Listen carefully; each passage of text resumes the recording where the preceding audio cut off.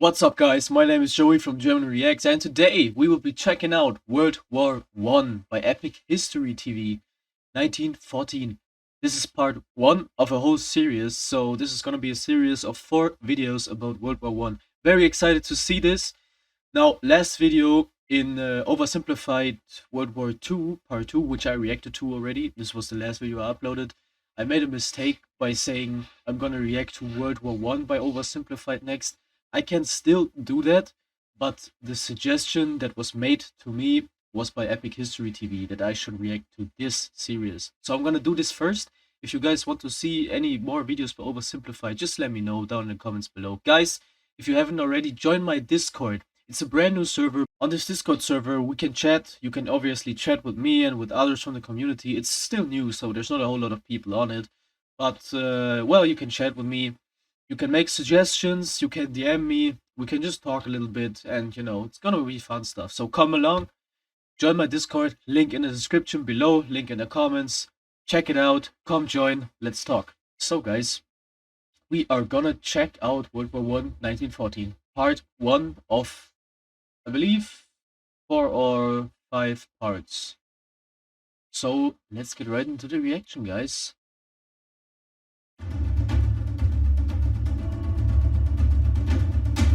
Sounds epic already.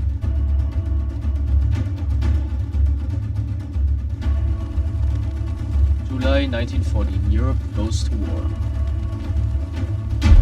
1914. The great powers of Europe are divided into two rival alliances. The Triple Entente, France, Britain and Russia, united by fear and suspicion of Germany, Europe's new strongest power.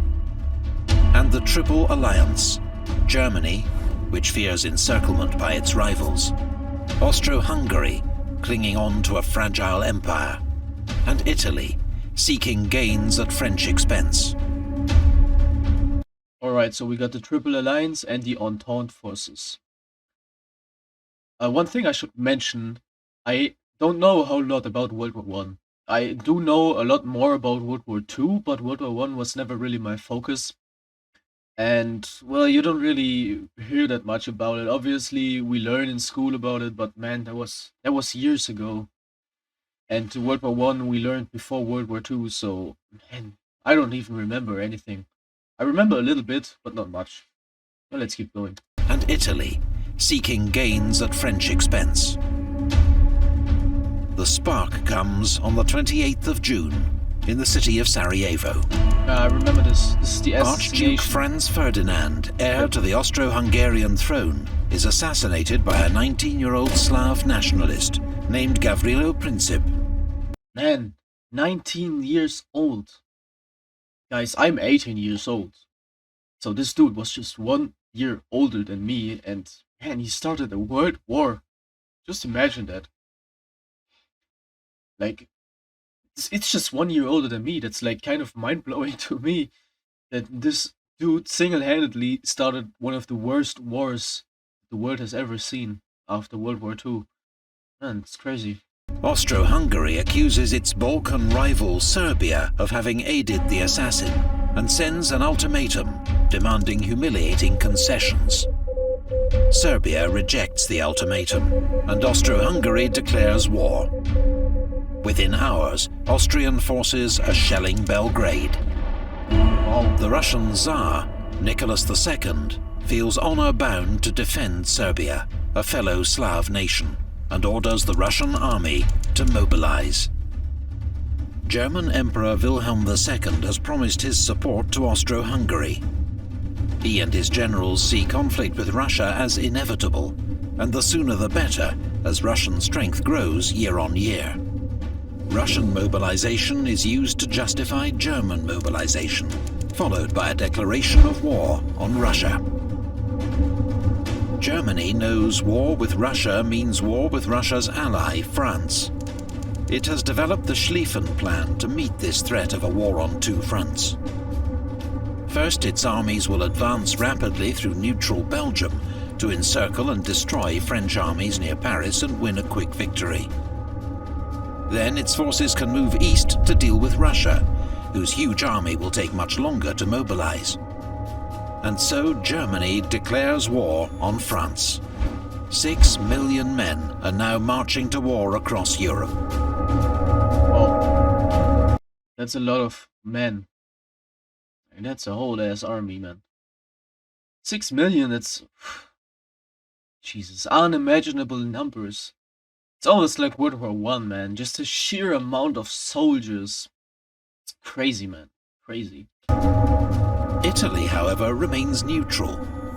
The terms of the Triple Alliance don't bind it to join an offensive war.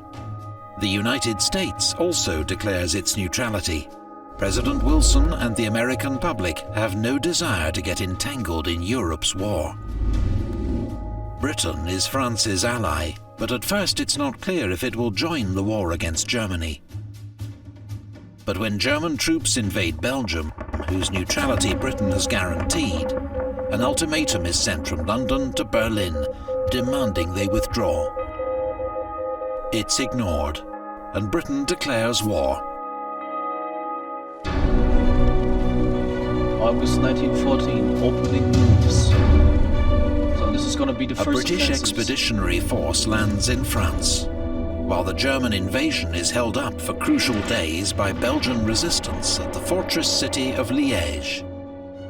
German troops commit several massacres against Belgian civilians. The atrocities are inflated by Allied propaganda and help turn public opinion in neutral countries against Germany. France, unaware of Germany's great encircling attack, launches Plan 17, an offensive into German territory. But in the Battle of the Frontiers, they're driven back with enormous losses on both sides.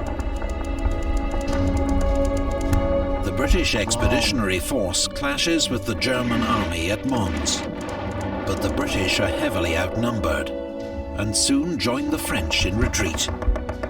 The Allies make their stand at the River Marne, 40 miles outside Paris. Their desperate counterattack saves the city and drives the Germans back. Both sides suffer 250,000 casualties. Jesus. The race to the sea begins, as both sides try to outflank each other to the north. A series of clashes leads to the First Battle of Ypres, where the Allies desperately cling on and prevent a German breakthrough. There are more heavy losses on both sides. The two armies then dig in along the entire 350-mile front, seeking shelter from deadly machine gun fire and artillery shells. Trench warfare has begun.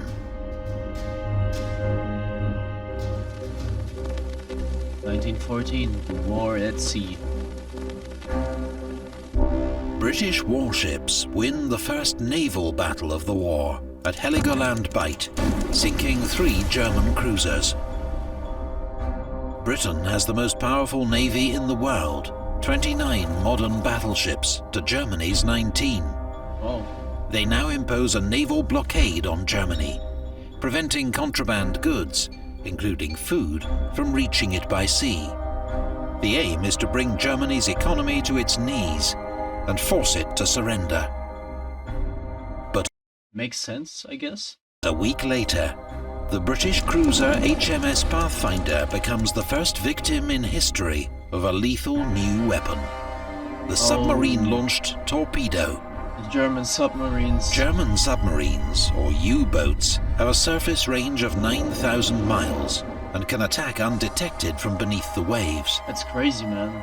They herald a deadly new challenge to Britain's command of the seas.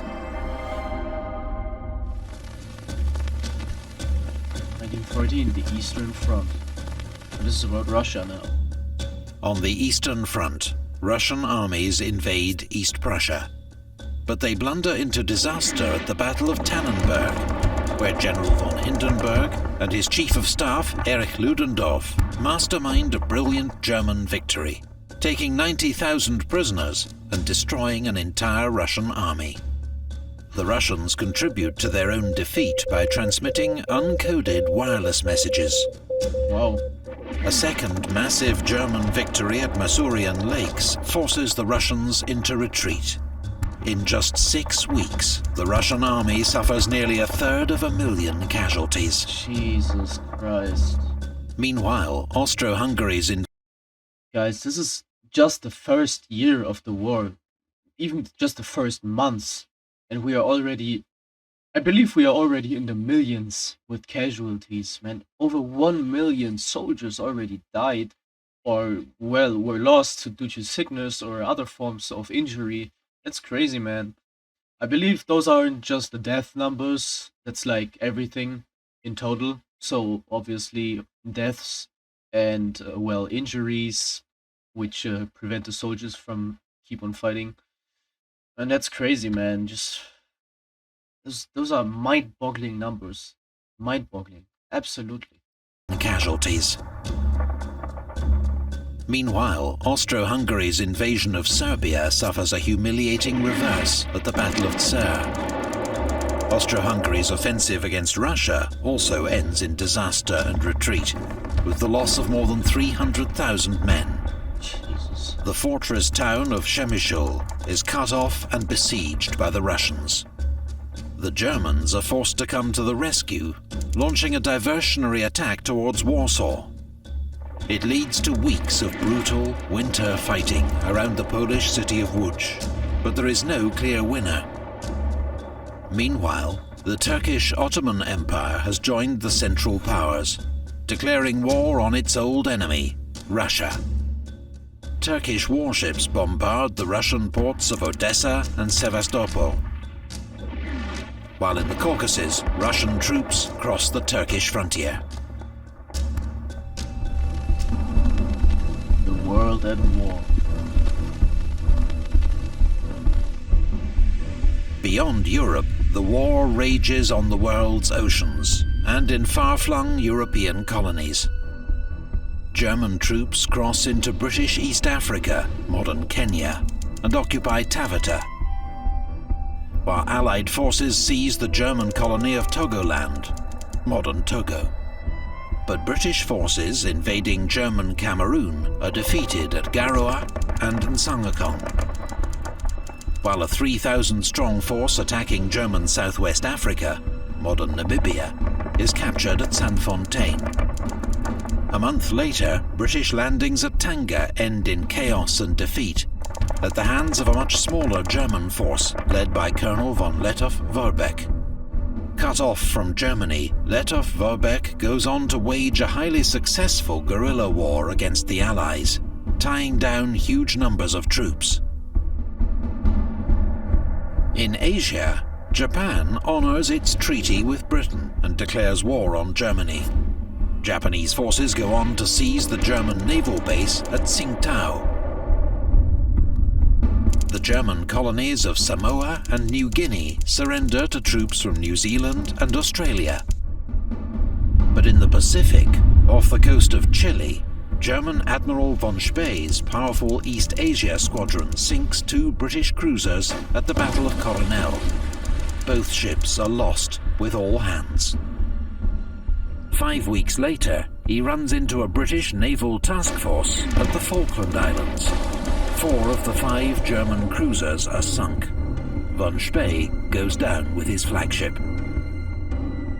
Meanwhile, in the Middle East, British troops seize control of the Ottoman port of Basra, securing access to the vital Persian oil that fuels the British fleet. Winter 1914. That winter, Austrian troops finally capture Belgrade. But the Serbs then counterattack and drive them back once more. The fighting in Serbia has already cost around 200,000 casualties on each side. In the North Sea, German warships mount a hit-and-run raid against English coastal towns, shelling Hartlepool, Whitby and Scarborough, and killing more than 100 civilians. On the Western Front, the French launched their first major offensive against the German lines. But the First Battle of Champagne leads to small gains at a cost of 90,000 casualties. While in the Caucasus, an Ottoman offensive through the mountains in midwinter ends in disaster at Sarikamish. Turkish casualties total 60,000, many frozen to death. On the Western Front, that first Christmas is marked in some sectors by a short truce and games of football in no man's land, the killing zone between the trenches.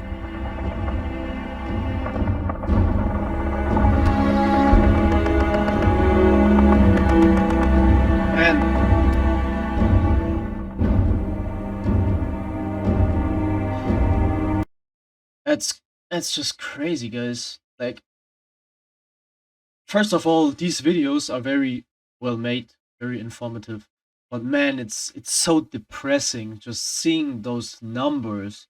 And like, as you already stated with one of the battles, like, at times during World War II, whole armies were cut down and they only gained like maybe a few miles. And thousands upon thousands of people died trying to take these few miles. Like, that's crazy. Like, it's a full out stalemate. And it's just from one side to another side, the killing continues. It just doesn't stop. And we are only in 1914. We still got 4 more years. Well, yeah, 4 more years, about 4 more years. Man, that's crazy. That's just crazy.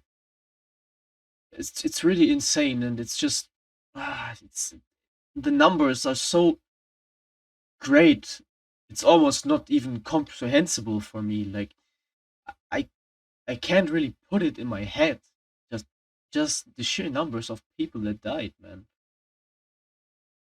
Man, that it's a terrible war. I can already see it coming, man. The next few videos about World War One are just gonna be more and more depressing, and it's crazy. And it obviously gets to me because again, it's a war that, well, World War One doesn't really go onto the cap of of Germany.